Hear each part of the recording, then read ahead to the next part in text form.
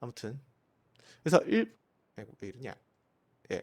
어쨌든 이게 해안가에서 이런 오리 장난감들을 발견하면 되게 재밌고 기쁘고 그러잖아요. 그래서 이런 오리 장난감들을 발견하기 시작하고 이걸 되게 사람들이 기뻐하면서 뭐 어쩌다 보니까 이것들이 이제 또 사랑과 평화의 상징으로 연결되고, 그래서 이제 네덜란드 설치 예술가인 플로렌타인 호프만이라는 사람이 아예 이거를 16.5m 가로 16.5m, 세로 19.2m, 높이 16.5m 해가지고 이제 엄청난 크기의 이런 러버덕을 만들어가지고 이거를 뭐 이렇게 설치 예술로 이렇게 순회 공연을 하기 시작을 해요. 그래서 뭐 대만이라든가 프랑스라든가 홍콩이라든가 우리나라 같은 경우는 이제 석촌호수에서 2007년도에 이런 전시를 했었다고 합니다.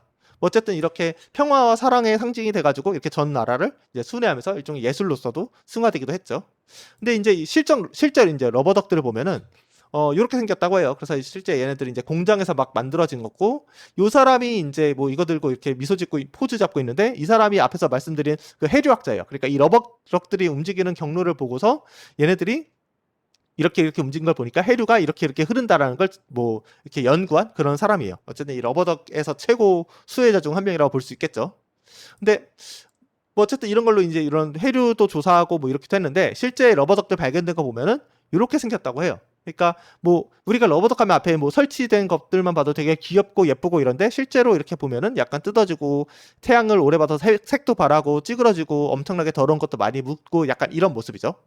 그러니까 사실 이 러버덕이라고 해가지고 굉장히 낭만적이고 되게 재밌고 이렇게 느껴질 수 있는데, 이 러버덕의 여행이 실제 이제 바다에 버려진 쓰레기들의 여행과 크게 다르지 않아요. 그나마 이번에 발견된 게 그냥 단순하게 플라스틱 장난감이 러버덕이어서 뭐 별 문제가 없이 넘어갔지. 이게 만약에 러버덕이 아니고 어떤 뭐 독성 물질의 여행이었다, 아니면 의료 폐기물의 여행이었다, 이러면은 굉장히 위험하고 사람들이 받아들이기 위해서 굉장히 거부감이 들고 이런 것들이겠죠. 뭐 그래서 해안가를 걷다가 뭐 러버덕을 발견하면 굉장히 기쁘고 이게 사랑과 평화의 상징이 되지만, 독성 물질을 발견했다, 그럼 당장 뭐 병원 가서 검사를 받아야 된다던가, 이런 의료 폐기물을 발견했다, 이것도 뭐 마찬가지로 병원을 가야겠죠. 실제로 우리나라 서해에서 이런 주사기들, 뭐 이런 의료용 거즈들이 종종 발견된다고 해요. 이 중국에서 뭐 지금은 또 다를지 모르겠는데, 뭐 최근까지만 해도 이제 의료 폐기물들이 제대로 관리가 안 되고 그냥 막 바다에 투기를 하는 바람에 이런 것들이 바로 떠밀려와서 서해안 쪽에 뭐 주사기나 뭐 거즈나 이런 의료 기기들이 발견돼서, 이거에 사실 뭐 여기 병균이 남아있으면 굉장히 위험할 수 있잖아요. 뭐 그런 것들이 여전히 있다고 합니다. 그래서 오늘 어쨌든 이런 쓰레기와 해양 오염에 대해서 얘기를 할 건데, 뭐 이런 거에 얘기하기 전에 먼저 바다에 대해서 얘기를 말씀을 드리려고 해요. 그래서 뭐 많이들 보셨겠지만 물의 순환에 대한 그림입니다. 그래서 뭐 바다에서 증발된 물이 뭐 구름을 이루었다가 비가 내려서 뭐 하천을 흐르고 지하수 흘러들었다가 다시 바다로 가고, 그래서 어쨌든 모든 물이 이제 바다로 가게 되겠죠.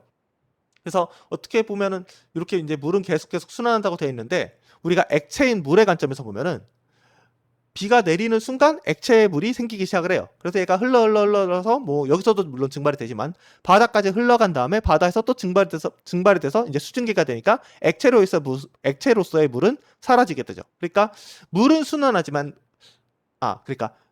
물은 순환하지만 액체로서의 물의 종착점은 바다고, 바다에서 모든 물을 받아주는 이런 모이는 이런 것들이라고 생각을 하시면 될 것 같아요. 그러니까 모든 물의 종착점은 이제 바다라고 해놨는데, 근데 물이 어쨌든 비가 와가지고 이렇게 흘러가서 바다로 가면서 물 같은 경우는 다시 증발돼서 구름을 이룰 수는 하지만, 이 물이 올 때 혼자 오는 게 아니라 각종 이 지상에 있었던 뭐 돌이라던가 흙이라던가 모래라던가 이런 걸 다 쓸고 오잖아요. 그리고 그 쓸고 오는 것 중에 가장 또 현재 우리의 뭐 전 세계적으로 문제가 되고 있는 게 바로 쓰레기죠. 그래서 그러니까 비가 온 다음에 엄청나게 지상에 많은 쓰레기들을 바다로까지 몰고 간 다음에 물은 홀라당 올라가서 증발해서 사라져 버리는데, 쓰레기는 어디 증발할 데가 없으니까 그대로 바다에 남아 있겠죠. 그럼 얘네들이 계속 남아서 바다를 오염시키겠죠. 이래서 이제 쓰레기로 인해서 바다가 오염되는 문제가 발생한다고 생각을 하시면 될 것 같아요. 그래서 이거는 뭐 실제 우리나라 사례인데, 낙동강 하구뚝이라고, 쉽게 말하면 그냥 낙동강 제일 끄트머리에 댐을 크게 지어놨다고 생각하시면 될 것 같아요. 그래서 이제 1983년 9월에 이제 착공해서 1987년 11월에 준공된 이제 콘크리트 중력댐인데, 어쨌든 이게 처음 초기 건설할 때는 얘를 이제 막아둠으로써 담수를 확보해서 얘로 이제 농업용수나 공업용수를 공급한다, 뭐 이런 이제 계획을 세웠어요. 근데 건설 후에 이제 낙동강을 통해서 엄청나게 유출되는 많은 쓰레기들이 이 뚝에 계속 걸리는 거예요.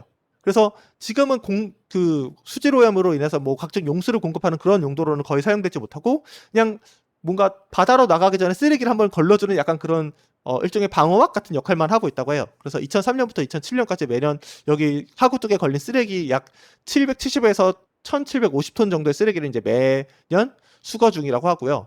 이것도 뭐 걸리는 쓰레기의 전부가 아니고 뭐 비가 많이 올 경우에는 좀 위험하잖아요. 막 비 오고 이렇게 하면 물이 세지니까. 그래가지고 그때는 그냥 어쩔 수 없이 쓰레기랑 같이 물을 방류하고, 그러지 않을 때는 쓰레기를 걷어내고 뭐 이런 식으로 했는데도 불구하고 1년에 약 770에서 1750톤 정도의 쓰레기를 바다로 이제 수거하고 있고, 나머지는 그냥 바다로 내보내고 있는 상황이라고 합니다. 그럼 어쨌든 우리가 어쩔 수 없이 이제 많은 양의 쓰레기들을 바다로 보내고 있는데, 그럼 바다에 과연 우리가 영향을 줄 수 있을까에 대해서도 한번 고민을 해봐야겠죠. 실제로 뭐 지구에서 바다는 엄청나게 많은 부분을 차지하고 있는 그런 존재입니다. 그래서 지구 표면의 약 71%가 바다라고 하고요. 뭐 잘 상상도 안 되는 숫자긴 한데, 뭐 표면적이 3억 6,100만 킬로미터 제곱이고요. 뭐 평균 수심이 3,800m, 그러니까 3km가 4km 가까이 되죠. 그 총 부피도 13억 7천만 킬로미터 세제곱. 뭐 이러다 보니까 바다는 진짜 우리의 상상을 뛰어넘을 정도로 어마어마하게 큰 거예요.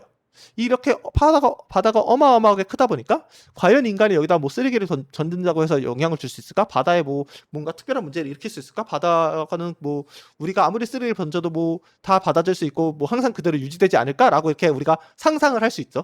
근데 우리 몇몇 용감한 사람들은 이런 걸 직접 실천하는, 그러니까 바다에 우리가 영향을 줄 수 있는지 직접 한번 쓰레기를 던져보자, 약간 이런 굉장히 실천적인 사람들이 물론 있습니다. 예, 그래서 이런 일도 있었어요. 러시아에서 이제 방사능 쓰레기를 버리기 문제가 됐던 건데, 뭐 정확히 말하면 이제 소련이죠. 옛날 소련이 이제 해체하기 전에 이제 그 우리나라 동해 쪽이나 뭐 북극해나 극동해 쪽에 이제 고체나 액체로 된 방사능 폐기물들을 계속 지속적으로 투기를 했던 거예요. 근데 이게 어쨌든 소련이 해체되고 나서 이제 이게 나중에 밝혀진 거죠. 그래서 어쨌든 우리나라 동해에 이제 방사능 쓰레기를 버렸다고 하니까 당연히 조사를 해야겠죠. 그래서 일본이랑 우리나라랑 러시아랑 이제 연합을 해가지고 이제 동해안에 방사능 쓰레기가 얼마나 버려졌고 이것들이 이제 자연 생태계에 얼마나 영향을 주고 있는지를 조사했거든요. 그래서 그거에 관련된 뉴스를 이제 틀어드리면은,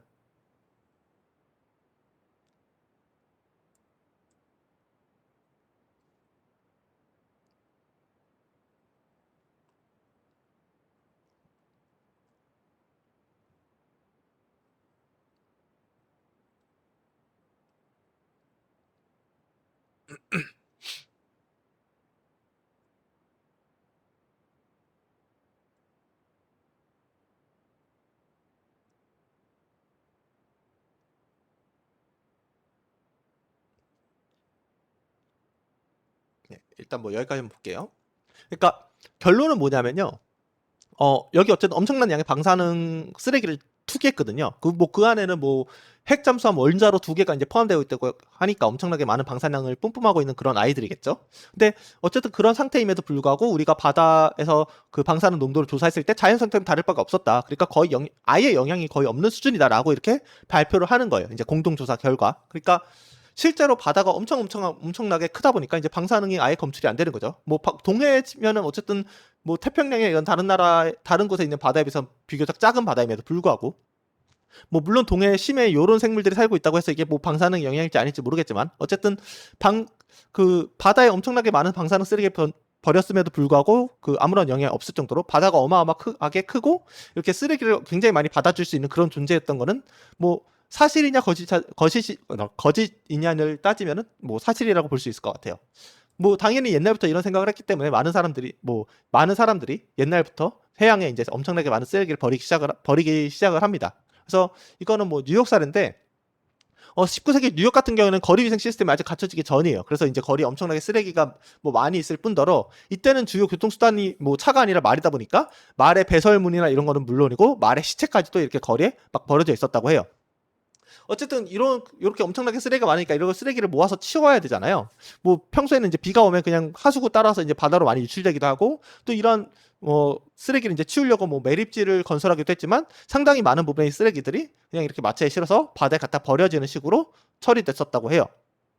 근데 이러한 쓰레기 중에서도 바다에 가장 많이 버려진 쓰레기가 이제 하수 슬러지라는 쓰레기인데, 우리가 이제 하수를 처리할 때 처리 안 된 하수가 있으면 얘를 이제 꽁짝꽁짝 처리를 해가지고 처리를 이렇게 깨끗한 물로 만들잖아요. 근데 그러면 요 안에 있는 오염물질이 어디로 뾰로롱 휘릴뿅 하고 사라진 게 아니라 사실 여기 있는 오염물질 따로 이렇게 뽑아내가지고 깨끗한 하수를 만드는 거거든요. 그래서 이러한 것들을 보통 이렇게 뽑아낸 농축된 오염된 물질들을 슬러지라고 합니다. 그래서 약간 이제 뭐 전에 보여드렸던 침전지 사례 보여드리면은 뭐 이렇게 물의 흐름이 이렇게 했을 때 뭐 물질들 감이 요 아래 이렇게 깔아앉는다고 말씀드렸죠. 뭐 작은 애들은 넘어가고. 근데 이 깔아앉은 애들이 이제 막 모일 거 아니에요. 그러면 이런 것들을 모아서 이제 슬러지로 따로 슬러지라고 이름을 붙여서 따로 이제 처리를 해주는데 뭐 이러한 애들이 뭐 그냥 얌전하게 뭐 돌덩이 같은 애들이 아니라 요렇게 생긴 애들이에요. 그러니까 굉장히 딱 봐도 처리하기 싫고 냄새가 엄청 날 것 같고 처리할 때 돈이 엄청나게 많이 들 것 같죠. 이런 오염물질의 고농축액이다 보니까 굉장히 처리하기가 어렵고 처리하려면 돈이 많이 듭니다.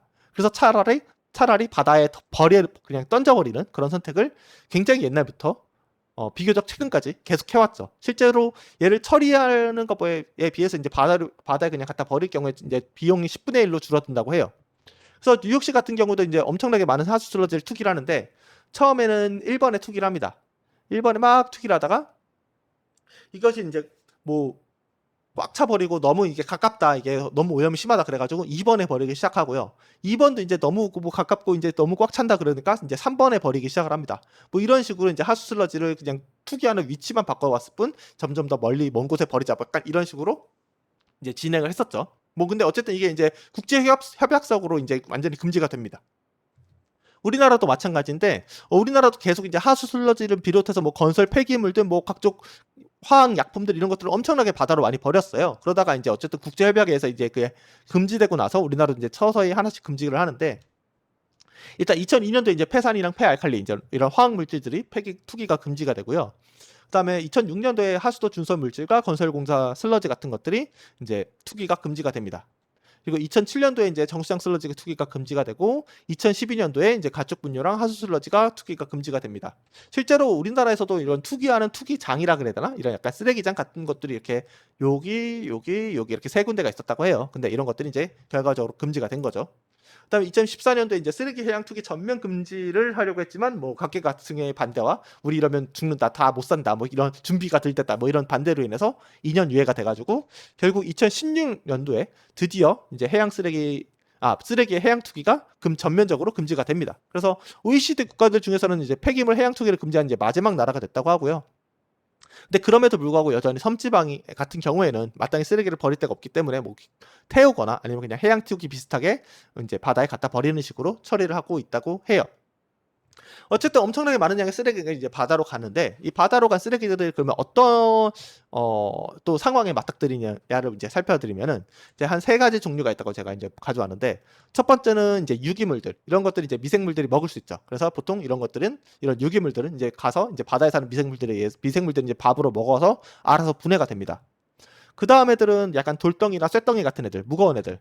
이런 애들은 아무래도 뭐 물에는 안 녹지만 뭐 어쨌든 무겁기 때문에 이제 심해로 침전하게 되겠죠. 그래서 그냥 저 밑에 아까 평균이 약 4km 정도 된다고 했죠. 그러니까 4km 밑에, 바다 4km 밑으로 그냥 멀리 떨어져서 그냥 바닥에 깔아앉는 애들이라고 보시면 될 것 같아요. 그 다음 종류는 이제 물에는 녹지만 미생물의 먹이가 아닌 애들. 뭐 가장 대표적인 예로 소금이 있죠.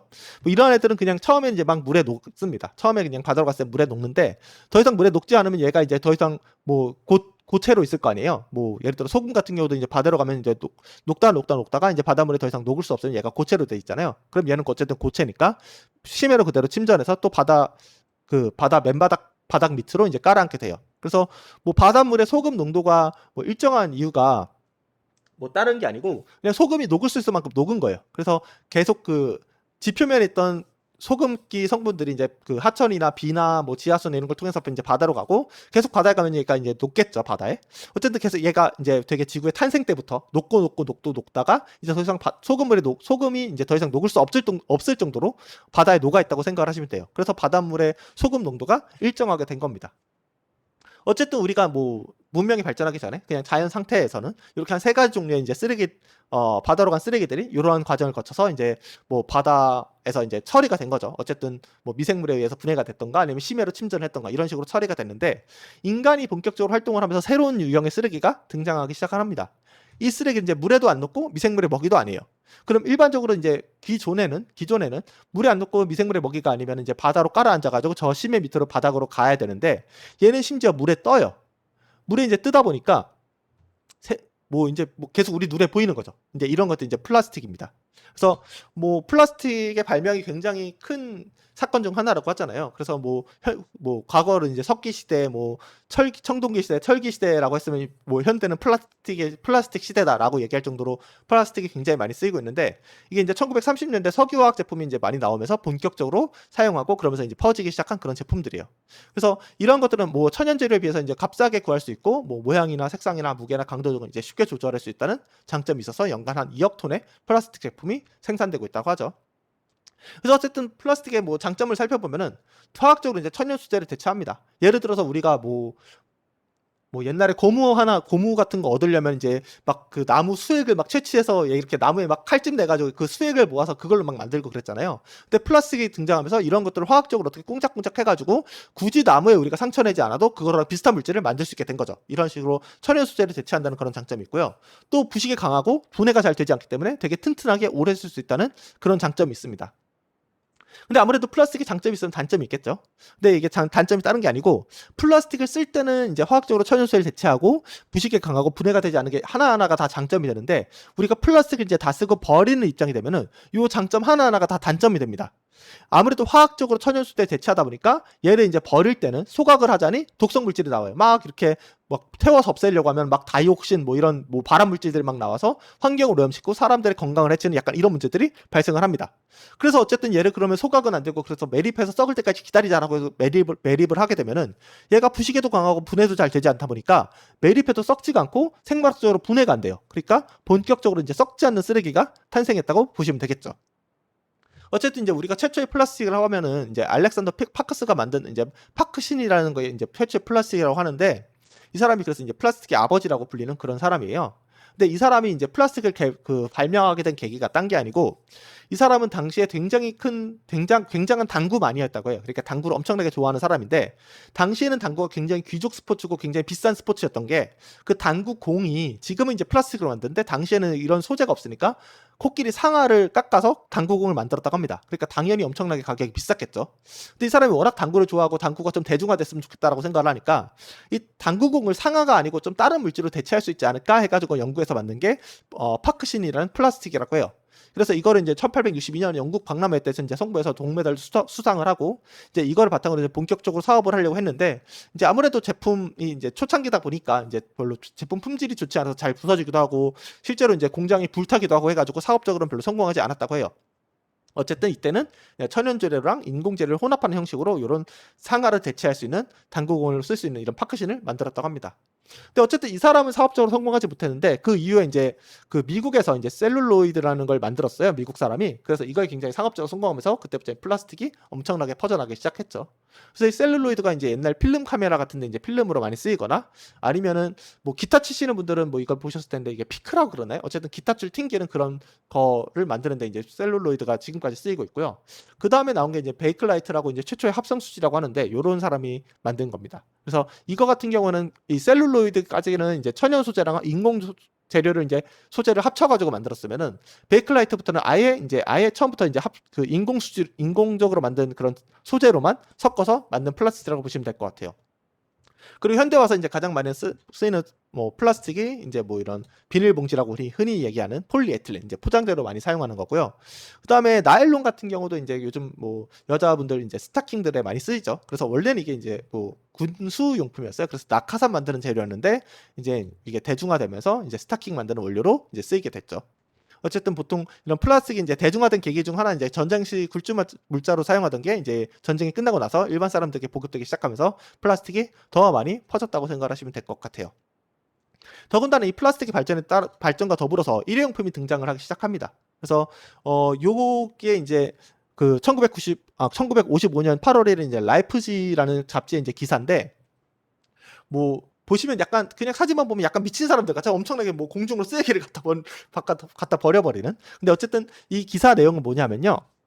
뭐 잠깐 소개를 해드리면은, 뭐 공중을 흩어지는 물건들을 이제 보여주면서 일회용품을 홍보하는 건데, 이 공중을 흩어지는 물건들을 보통 이제 씻는 데는 한 40시간 정도가 걸린다. 물론 그 어떤 주부도 이걸 40시간 동안 씻고 있지 않을 거다. 왜냐하면 이것은 다 일회용품이기 때문이다. 일회용품은 이제 우리가 이제 쓰고 나서 바로 버리면 되기 때문에 기존의 주부들의 가사 노동 시간을 엄청나게 획기적으로 줄여줄 수 있는 엄청난 발명품이다. 뭐 약간 이런 내용의 기사예요. 그러니까 지금 우리가 일회용품 생각할 때는 되게 환경을 오염시키는 주범이고 쓰면 되도록이면 쓰면 안 되는 거고 약간 이런 식의 관점인데 1955년도에는 이게 완전히 정반대였던 거예요. 그러니까 일회용품은 가사 노동을 획기적으로 줄일 수 있는 엄청난 발명품이었던 거예요. 뭐 그다음에 다음 이제 광고를 보면은 이건 이제 또 우유 광고예요. 그래서 요 기사들을 보면은 이제 우유를 이제 종이팩에 이제 담아서 우리가 제공한다. 그래서 옛날에는 우유통이 엄청나게 무거워서 이거를 직접 아이들한테 따라줘야 되고 얘를 뭐 다시 씻어서 회수하고 뭐 이래야 되는데 이런 귀찮은 과정이 필요 없이 이제는 아이들이 스스로 우유를 따라 마실 수 있다. 약간 이런 내용의 광고예요. 그러니까 옛날에 뭐 여러분들 뭐 플란타스 이렇게 보면 이렇게 파트라슈를 되게 학대해가지고 우유를 막 배달시키잖아요. 이 우유 배달하는 게 뭐냐면은 우유를 저 통에 받아 담으면은 갖다 주고 기존에 이제 우유 마시고 저 남은 게 있을 거잖아요. 그걸 회수해서 그걸 세척해서 다시 우유를 담아서 갖다 주고 약간 이런 식으로 우유 배달을 했었는데 이제는 이런 종이팩이 나오니까 더 이상 그럴 필요 없이 뭐 아이들이 스스로 마실 수 있다. 이런 획기적인 발명품이다. 약간 이런 식으로 광고를 하는 거죠.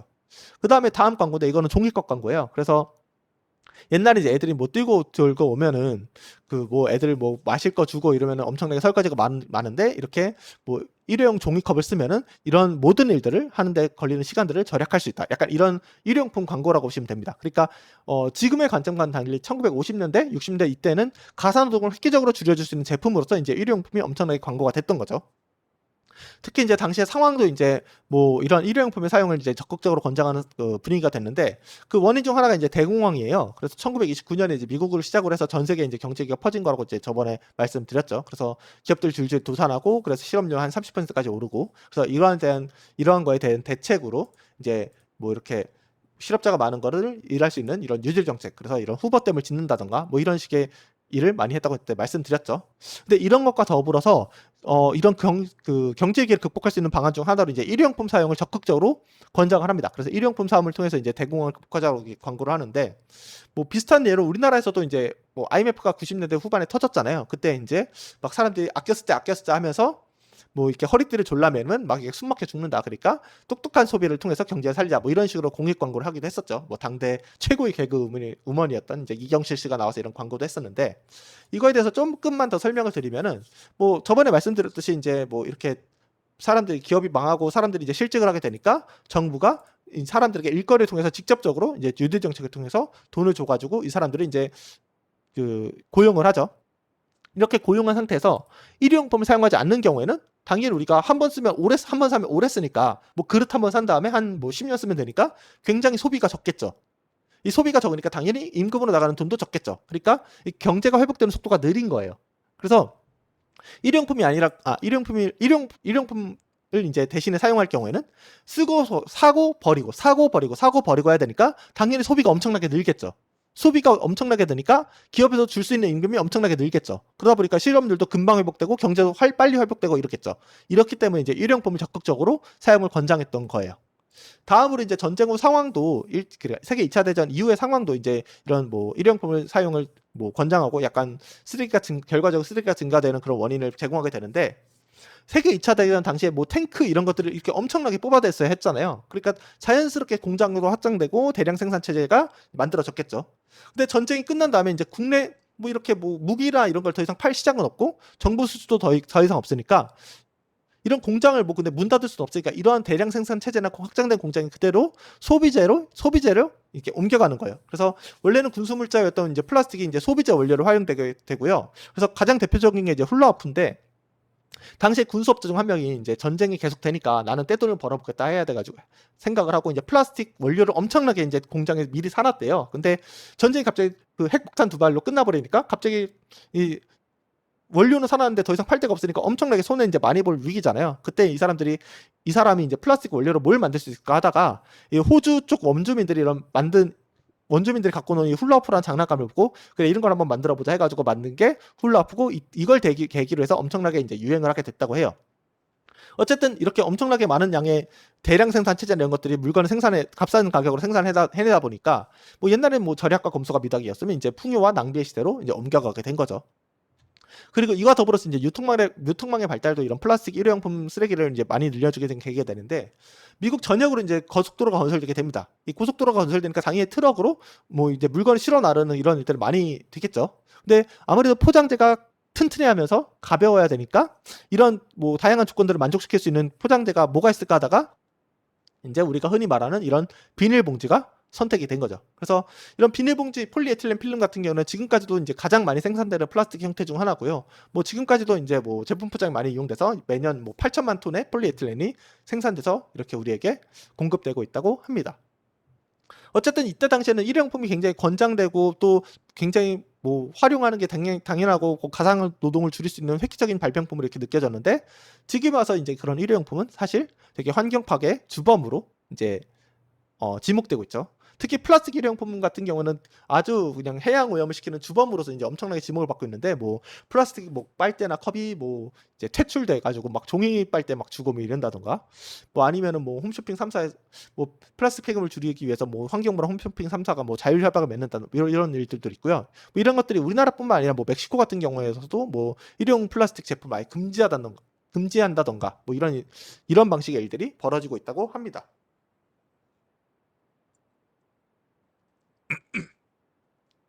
어쨌든 우리가 이제 엄청나게 많은 쓰레기를 이제 이런 식으로 배출하게 됐는데, 우리가 쓰레기를 배출하는 경로 크게 두 가지로 생각을 해볼 수 있을 것 같아요. 그래서 하나는 이렇게 우리가 잘 종량제 봉투에 묶어서 이렇게 내보내는 거. 뭐 이런 거 같은 경우는 이제 전문 수거 업체가 얻어서 수거해가지고 이런 쓰레기장에다가 이렇게 다 한꺼번에 매립을 하죠.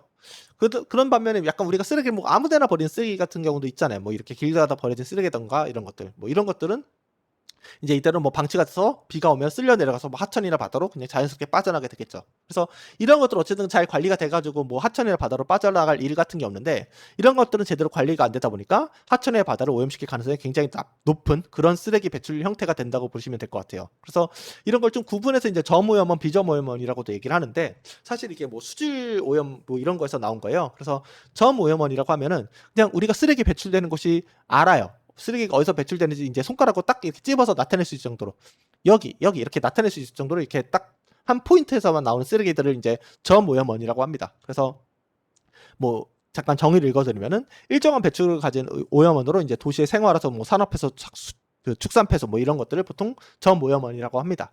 반면에 이제 비저오염원이라는 것도 있는데, 이 비저오염원이라는 거는 뭐 이제 일정한 배출을 갖지 않은 오염원으로 뭐 농경지나 산지, 도로 등에서 이제 빗물과 함께 쓸려 하천을 등을 오염시키는 그런 것들을 이제 비저오염원이라고 보시면 될 것 같아요. 그러니까 앞에서 보여드린 이런 식으로 오른쪽 그림 같이 버려진 쓰레기들이 이제 비가 왔을 때 빗물에 쓸려서 같이 이제 하천으로 배출된다. 그러면 다 이제 비저오염원이 되는 거고, 이런 것들이 이제 아무래도 하천 오염의 되게 주요한 원인이 되게 마련이죠. 그래서 실제로 환경을 오염시키는 오염물질들을 분석해 보면 굉장히 많은 부분이 이제 비저오염원, 그러니까 실제로 어디서 나온지 모르는 이런 아무렇게나 버려진 쓰레기라든가 뭐 이런 폐수 이런 거에서 많이 발생하고 있다고 해요. 어쨌든 이런 식으로 버려진 쓰레기들이 이제 바다로 가면은 엄청나게 얘네들이 오래 살게 되죠. 그래서 뭐 기저귀 같은 경우는 450년, 뭐 플라스틱 병 같은 경우는 450년, 뭐 유리병 같은 경우는 아예 뭐 기간도 없고, 뭐 이런 식으로 엄청나게 오랜 쓰레기들이 오랫동안 쓰레기들이 남아 있게 되는데, 이렇게 바다로 유치된 쓰레기들이 이제 해류를 따라 천천히 움직이면서 썩지 않고 계속 돌아다니니까 얘네들이 이제 점점 한 곳에 모이게 되는 거예요. 그래서 이런 것들이 뭉쳐서 이제 점점 이렇게 커지고 섬처럼 보여서 보통 우리가 이제 이런 것들을 쓰레기 섬이라고 부른 거죠. 특히 이제 플라스틱 같은 경우는 물에 뜨는 데다가 분해도 안 되고 부식도 안 되고 또 일회용품 쓰레기가 증가하다 보니까 이런 대규모 쓰레기 섬이 이렇게 자연스럽게 만들어지게 되고요. 그래서 이런 뭐 인도양 환류나 뭐 태평양 환류나 뭐 남태평양 환류나 뭐 이런 곳에 다 엄청나게 큰 규모의 쓰레기 섬이 존재하고 있다고 해요. 그래서 보통 이제 제일 처음 발견된 게 이제 그 북태평양 쓰레기 섬인데, 여기 이제 하와이 주민이 이제 배 타고 나왔다가 이걸 우연히 발견하게 되면서 이제 알려지게 됐다고 해요. 그래서 실제 가보면은 뭐 완전히 섬은 아니고 약간 쓰레기들이 막 뭉쳐서 떠 있는 거라고 생각을 하시면 돼요. 그래서 실제로 철새 같은 경우는 여기를 이제 멀리서 봤을 때 이제 섬처럼 보이니까 섬으로 오인하고 여기 착륙을 하다가 이제 그대로 빠져서 죽게 되는 뭐 그런 경우도 있다고 합니다. 그래서 실제로 가보면은 뭐 이렇게 돼 있다고 하죠. 그냥 커다란 엄청나게 많은 부유물들이 뭉쳐 있는 거라고 생각을 하시면 될 것 같아요. 그래서 이런 그 쓰레기 섬에 있는 해양 쓰레기들을 분석해 보면은 플라스틱이 아무래도 압도적으로 가장 많은 양을 차지하고 있죠.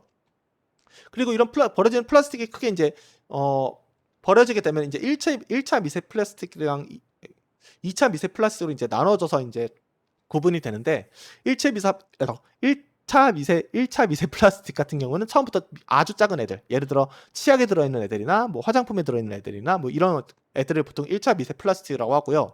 2차 미세 플라스틱이라는 거는 처음 이제 버렸을 때는 뭐 페트병이나 뭐 어디 캔이나 뭐 어디 병이나 뭐 빨대나 이렇게 약간 큼직큼직한 애들이 이제 바다로 나간 다음에 얘가 뭐 파도나 뭐 태양빛이나 이런 거에 대해서 잘게 쪼개져서 작아진 애들, 이런 것들은 보통 2차 미세 플라스틱이라고 합니다. 그러니까 1차 미세 플라스틱은 아예 만들 때부터 작았던 애들, 2차 미세 플라스틱은 처음에 컸는데 이제 뭐 각종 이제 파도나 이런 거에 의해서 작아진 애들, 이런 것 이렇게 구분한다고 생각을 하시면 될 것 같아요.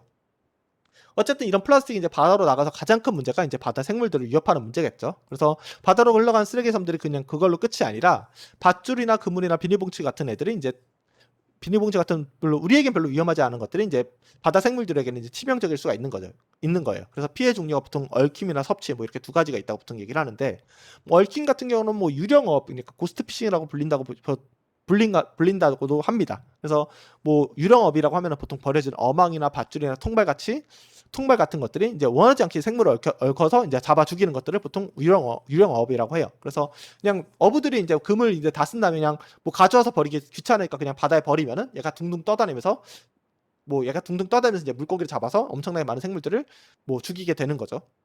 그래서 보통 그물의 낚싯줄에 걸린 애들은 뭐 서서히 몸이 죄어져서 죽거나 아니면 움직이지 못하기 때문에 굶어 죽거나 약간 이런 식으로 피해를 입히게 되고요. 그래서 포르투갈 남부 해역에서 이제 연구를 따르면은 어망을 한번 버리면 버려진 후에 한 248일간 더 고기잡이 흉내를 낸다고 하고요. 그래서 길이 100m 정도 버려진 어망이 최대 한 87.6마리의 대구를 잡는다고 합니다. 그래서 대구 연간 어획량의 0.5%가 인간이 아닌 바다 쓰레기라고 이렇게 알려져 있죠. 그리고 이런 유령어부는 뭐 우리나라에서 마찬가지로 큰 문제가 되고 있는데, 우리나라 연근에서 잡히는 수산물의 한 10% 정도가 이런 유령어부에 의해서 잡힌 거라고 해요. 그래서 뭐 주된 원인은 아무래도 버려진 그 폐어구들인데, 뭐 폐어구의 한 25%면 육지로 회수되고 있고 나머지 75%가 그대로 바다에 버려지고 있는 실정이라고 해요. 그래서 이런 걸 막기 위해서 이제 어구 관리법이라고 해가지고 어민들이 어구를 과다하게 사용하지 않게 미리 신청을 해야 되고, 혹시 더 사용할 거면은 이제 추가로 신청해야 되는 약간 이런 식의 법을 만들고 있는데, 뭐 이런 걸로도 이제 아직까지는 뭐 완벽하게 커버가 되고 있지 않은 상태고요. 또 이런 애들이 결국 나일론 이제 썩지 않는 애들에서 문제가 되는 거니까 얘가 이제 잘 썩는 이런 애들로 좀 연구도 하고 있는데, 아직까지는 가격이 한 2배 정도 돼가지고 기존의 어구를 대체하기에는 좀 어려운 상황이라고 합니다. 그 다음에는 이제 섭취를 이제 말 그대로 이제 바다 쓰레기를 먹음으로 인해서 이제 피해를 입히는 건데, 이 바다 쓰레기 섭취에 의한 피해는 이제 얘네들을 죽은 시체를 이제 해부해 보지 않는 이상 이게 섭취에 의한 죽음인지 아니면 다른 질병에 의한 죽음인지 알 수가 없는 거예요. 그래서 어쨌든 쓰레기 같은 걸 섭취함으로써 이제 뭐 내장이 이제 계속 위장 압박으로 이제 사망을 한다던가, 아니면 계속 먹는데 뭐 영양가는 없으니까 굶어 죽는다던가 영양실조로 죽는다던가 뭐 이런 문제가 발생한다고 해요. 그래서 뭐 이렇게 비늘 먹는 거나 아니면 이런 작은 이제 동물성 플랑크톤들이 이제 미세 플라스틱을 먹어서 안에 반짝반짝 빛나거나 뭐 이런 것들이 많이 발견이 되죠. 그래서 보통 우리가 생태계라고 하면은 이렇게 뭐 식물이 있고 그 위에 1차 소비자 있고 2차 소비자 있고 뭐 최종 포식자 있고 뭐 이런 식으로 구성된다고 하잖아요. 이런 것들이 그대로 바다에도 적용이 돼요. 근데 우리가 육지에서는 그 식물들이 그런 역할을 했으면은 이런 떠다니는 식물성 플랑크톤들이 이제 그런 역할을 하는 거죠. 그래서 식물성 플랑크톤들이 이제 바다 위를 이제 둥둥둥둥 떠다니면서 햇빛을 받아서 이제 뭐 에너지를 생산하고, 이런 것들은 이제 동물성 플랑크톤이 먹고, 동물성 플랑크톤이 또 좀 더 큰 물고기가 먹고, 더 큰 물고기가 먹고, 이런 식으로 이제 바다의 생태계가 이루어지고 있는데, 이런 식물성 플랑크톤이나 동물성 플랑크톤은 보통 이게 바다 위에 이제 둥둥 떠다니는 그런 애들이거든요. 근데 이런 형상이나 형태나 뭐 이런 바다에 둥둥 떠다니는 모습 같은 게 되게 앞서 말씀드린 미세 플라스틱이랑 굉장히 비슷한 거예요. 그러니까 이런 큰 물고기들이 미세 플라스틱을 뭐 동물성 플랑크톤이나 식물성 플랑크톤을 먹어서 잘못 생각해서 먹고, 이런 것들이 이제 먹이사슬을 따라 이제 올라가면서 결국 뭐 이렇게 최종 포식자까지 가게 되는 거죠. 그래서 뭐 앞에서 말씀드린 이제 1차 미세 플라스틱은 처음부터 작은 애들, 그다음에 2차 미세 플라스틱은 처음에 큰 애들인데 바다에서 작아진 애들, 이런 것들이 이제 바다로 유출되면은 플랑크톤으로 오인돼서 이제 먹이들이 먹고, 이런 것들에 따라서 결국 우리의 식탁까지 오게 되는 겁니다. 근데 특히 플라스틱 같은 경우는 잘 부식도 안 되고 분해도 안 되다 보니까 이렇게 뭐 먹이사슬 따라 이제 올라가긴 하지만 얘네들이 계속 잘게 쪼개지만 할 뿐 얘가 없어지거나 뭐 어디 흡수되거나 이렇게 배출되거나 이런 게 아니다 보니까 결국 우리의 입까지 들어오게 되는 거죠. 그래서 이런 것들이 가장 대표적인 예가 이제 엘버트러스의 비극이라고 하는 건데, 엘버트러스 같은 경우는 이제 알을 까서 이제 새끼가 나면은 어미가 이제 먹이를 물어다가 새끼 입에 직접 넣어주는 식으로 해서 밥을 준다고 해요. 근데 이게 공중에서 봤을 때 이제 플라스틱이 이제 물고기랑 플라스틱이랑 이제 헷갈리니까 플라스틱을 이제 먹이로 오인해서 플라스틱 집어다가 새끼 입에 넣어주고, 그러면 새끼는 결국 영양가가 없는 것들을 계속 먹으니까 이렇게 굶어 죽고 나중에 이제 썩고 나는 시체에 이제 플라스틱 쓰레기만 잔뜩 발견되는 이런 비극들이 반복되고 있는 그런 상태입니다. 뭐 우리나라 같은 경우도 이런 문제가 발생하고 있는데, 뭐 우리나라 같은 경우는 이제 양식용으로 쓰는 이제 부표로 쓰는 스티로폼들 있잖아요. 이런 것들이 가장 큰 문제를 일으키고 있다고 해요. 그래서 뭐 1년에 한 3,500만 개 정도가 사용되고 있고요. 이런 것들 이제 스티로폼 여러분들 포장된 거 하면 잘 알갱이로 되게 잘 떨어지잖아요. 이런 것들이 이제 또 먹이로 오인해서 나중에 생물이 잡은 걸 보면은 이 안에 이제 스티로폼 알갱이들이 엄청나게 많이 발견되는 이런 문제가 우리나라에서는 이제 발견되고 있죠.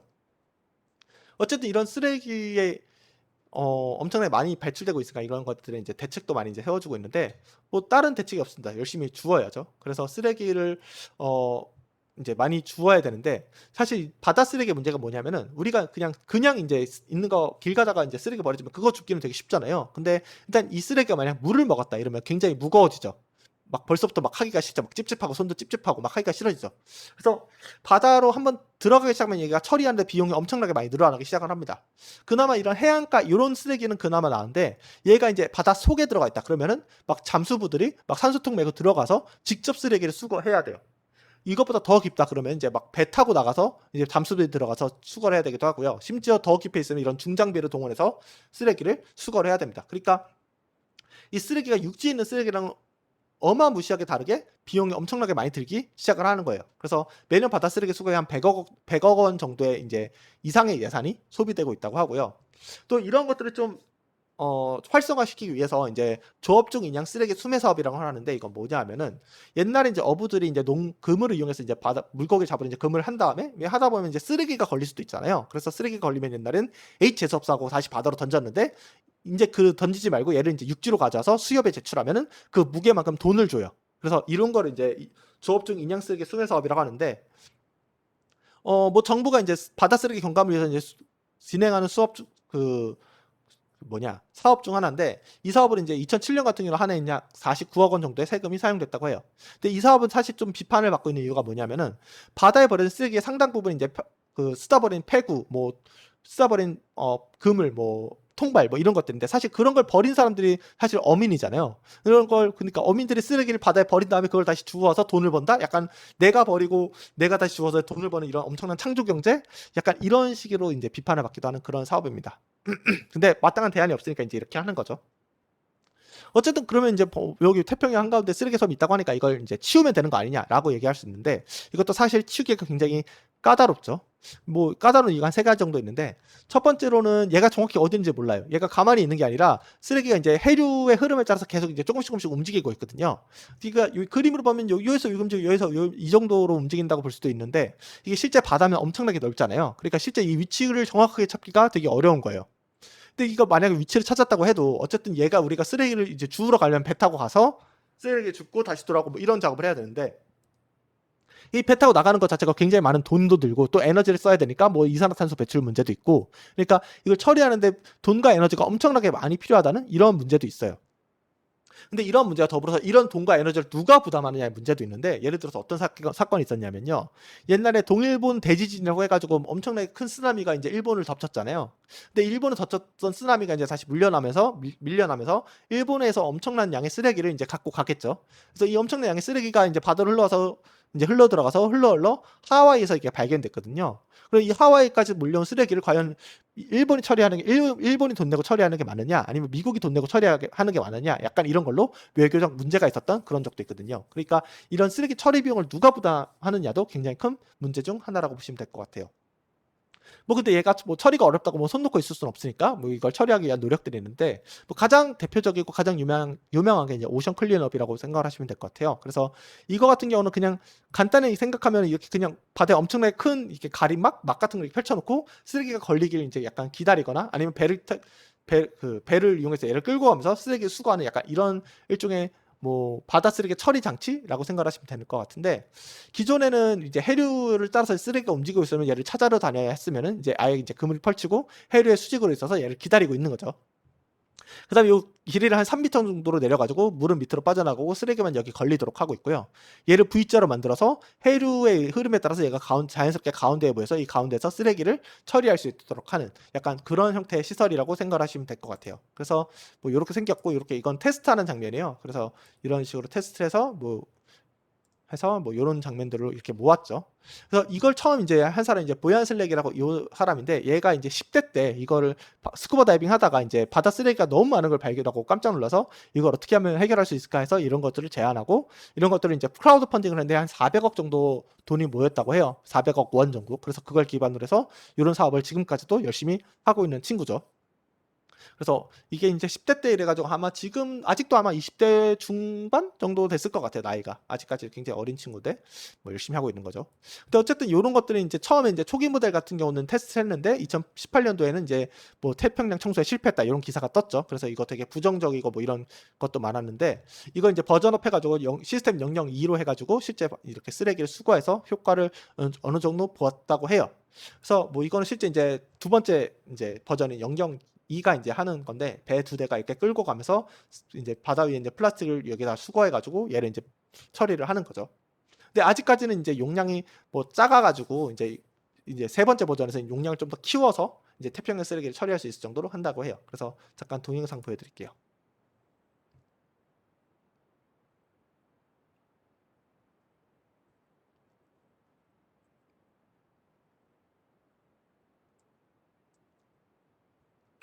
그래서 여기에 이제 그물을 이렇게 끌고 가면서 이 쓰레기들은 여기 걸리고 물고기들은 이제 그 밑으로 빠져나가거나 뭐 이런 식으로 하는 거예요.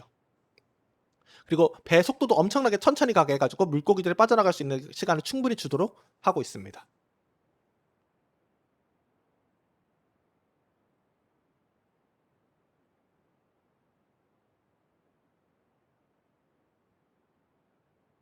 네, 그다음에 이제 이렇게 끌고 나가다 보면 자연스럽게 물 흐름 때문에 쓰레기가 요 가운데에 있는 요 주머니 같은 데 이제 모이게 되는 거죠. 그래서 얘가 이제 이렇게 빵빵해졌죠. 차 가지고 처음에 날씬했는데.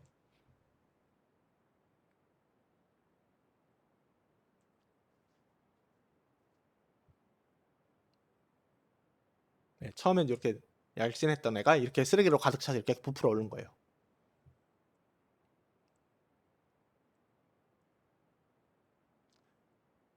그래서 이렇게 이제 바다 쓰레기 이제 수거하면은 얘를 인제 이렇게 여기다 내뱉은 다음에 이러고 끝이 아니라 이걸 인제 그 재활용할 수 있도록 인제 얘를 분리하는 작업을 요 안에서 합니다. 그래서 뭐 이렇게 뭐 여기 나올지 모르겠는데 이제 리본 같은 거 붙여 가지고 이건 어떤 종류다 이렇게 표시까지 해서 다시 이제 지상으로 가져와서 재활용하는데 재활용하는 식으로 이제 처리를 하는 거죠.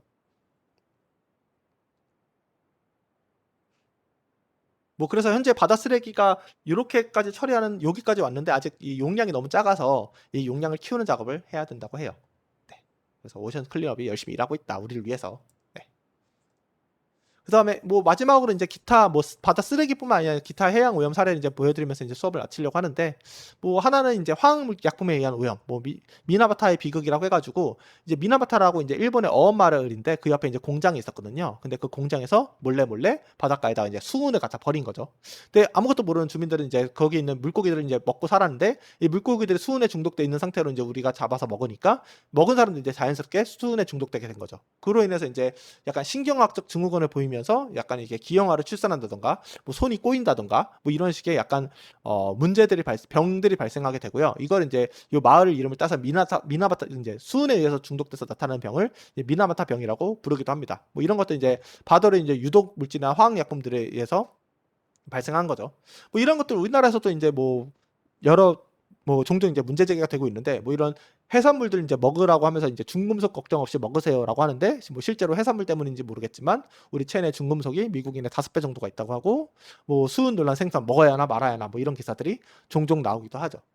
그다음으로 이제 뭐 기름 유출에 의한 뭐 오염 같은 경우도 있는데, 뭐 가장 유명한 거는 이제 1967년에 유조선인데 토리 캐니언호가 이제 난파된 사고가 있었다고 해요. 그래서 초대형 유조선이 좌초된 이제 첫 번째 사례라고 하는데, 뭐 이거 같은 경우는 이제 약 1만 12만 톤의 이제 쿠웨이트산 연료가 이제 유출돼가지고 이제 영국 해변이랑 프랑스 해변을 모두 덮어버린, 그래서 이 엄청나게 큰 이제 생물학적 재난을 준 그런 사건인데, 이거를 통해서 또 이제 유엔에서 이제 계류 중이었던 해양 오염 방지 협약이 이제 통과되는데 엄청나게 큰 계기를 마련한 그런 사건이라고 해요.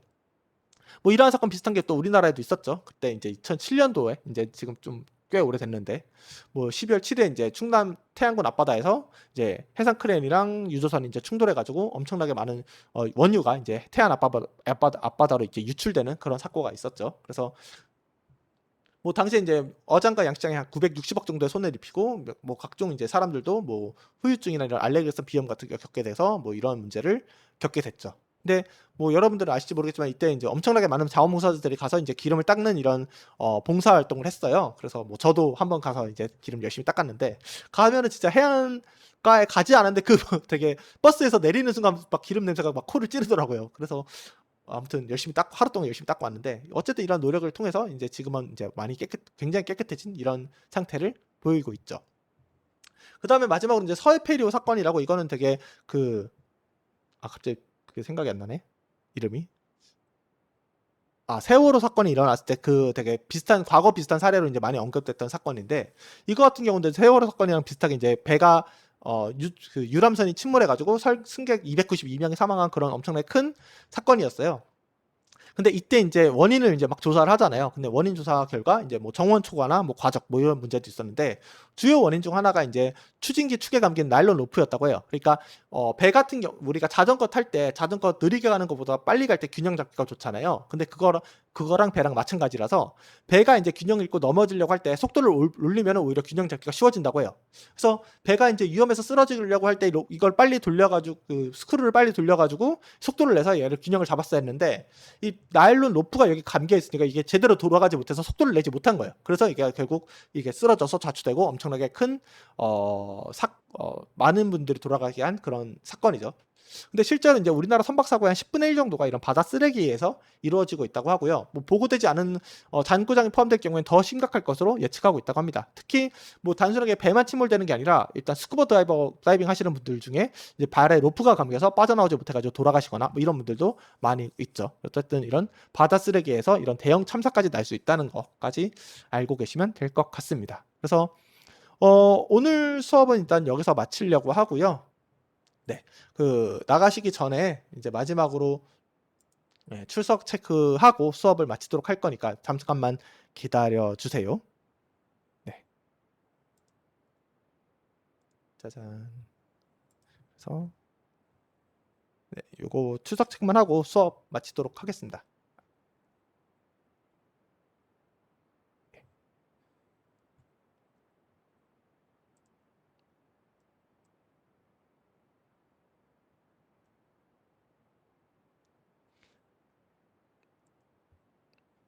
그래서 뭐 처음 출석 체크하실 때 계셨으면은 뭐 출석이고, 뭐 지금에만 나오시면 지각이고, 뭐 그런 식으로 생각을 하시면 될 것 같아요.